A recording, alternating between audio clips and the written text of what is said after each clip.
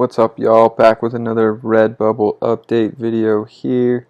Now, I saw a video on another channel. It was Ryan Hoag's passive income channel. He does a lot of Redbubble videos as well. I'm sure if you watch Redbubble videos on YouTube, you know who he is. And he made a video about how you can launch products on Redbubble that are copyrighted by a lot of movie companies or bands or things like that. So I wanted to dig in a little deeper than he did and show you guys exactly how you can go about that and the process that takes. But first, I wanted to do a quick update on Redbubble. So if we go into my sales here, you can see today I had a 6 quantity order on Redbubble for $25 retail and $17.99 manufacturing fee, and I got $7.27 from this sale, and it was on a pin button, which I have made fun of the pins before. I don't know who would buy pins, but apparently we had some pin sale here, and this was the straight out of Scranton from The Office pin, which is basically a parody of the Straight Out of Compton, but I just did Straight Out of Scranton for The Office. And this person is in Pennsylvania, so maybe they didn't even buy it for The Office, they bought it actually for Scranton. So that could be a niche to get into, is making those straight out of whatever cities and just try to target people that way that want to buy pins. And they bought 6 of them.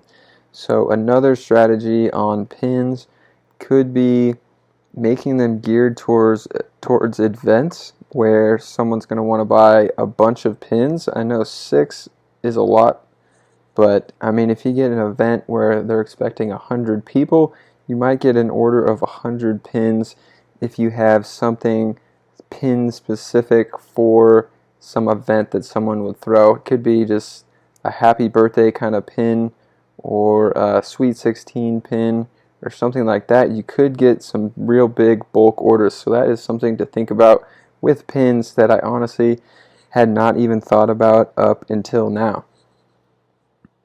Okay, so after that quick update, let's get into how you can go about making these products that I referenced in the beginning of the video. So if you go to the Help Center and click Selling, and then from here click the Fan Art program and go to Fan Art Guidelines. So after you click this drop down, you can see everything that is a copyrighted product that you can make something on. So I already made one, and I'll show you guys that in a minute. I made a Jaws one, but there's a lot of different copyrighted things here that you can make designs on that are copyright free going through these companies. So anything from an airline to a rapper who's irrelevant to some old movies. A lot of just random things on here for you to check out and try to make some different products on.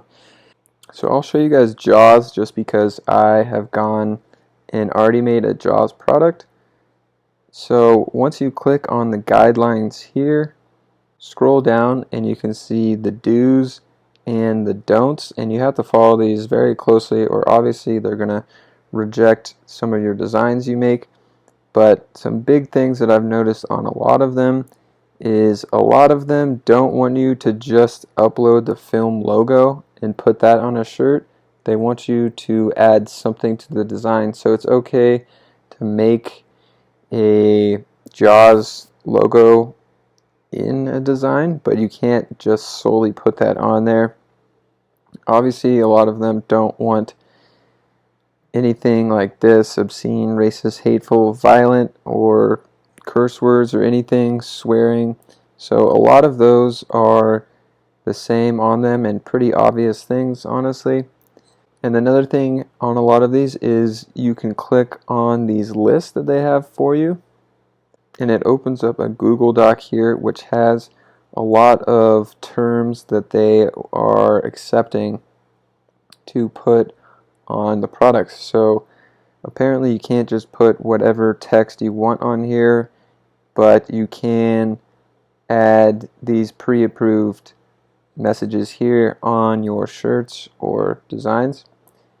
Another thing here is that Jaws actually doesn't have it, but I know the Rick and Morty one here does have a style guide here, so you can click this link and then they have 3 different types of logos already with blank backgrounds for you to use in your designs.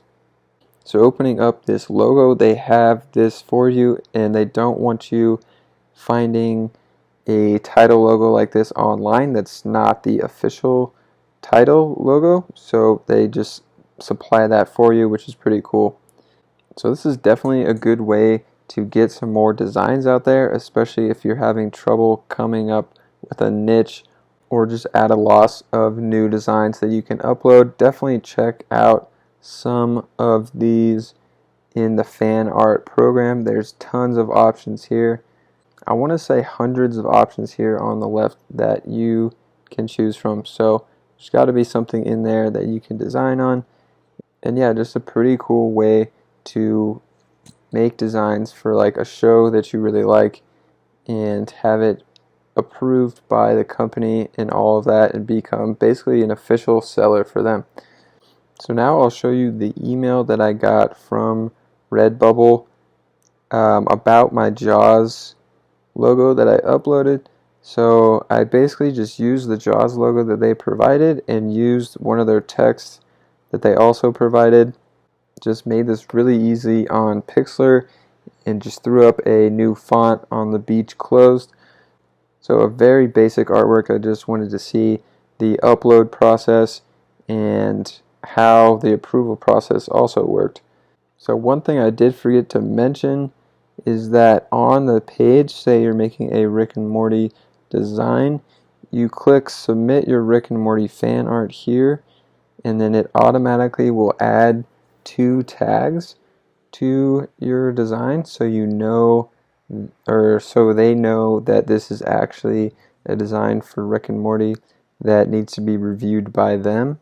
Okay, so that was the design I uploaded, and then if we go back, we can see the second email that I got from Redbubble about this design. So this is the follow-up email. They said as part of the review, they identified the work was from NBC Universal Properties. So now they are reviewing it themselves. And they gave me basically 3 options here. It can be accepted in part of Redbubble's partner program.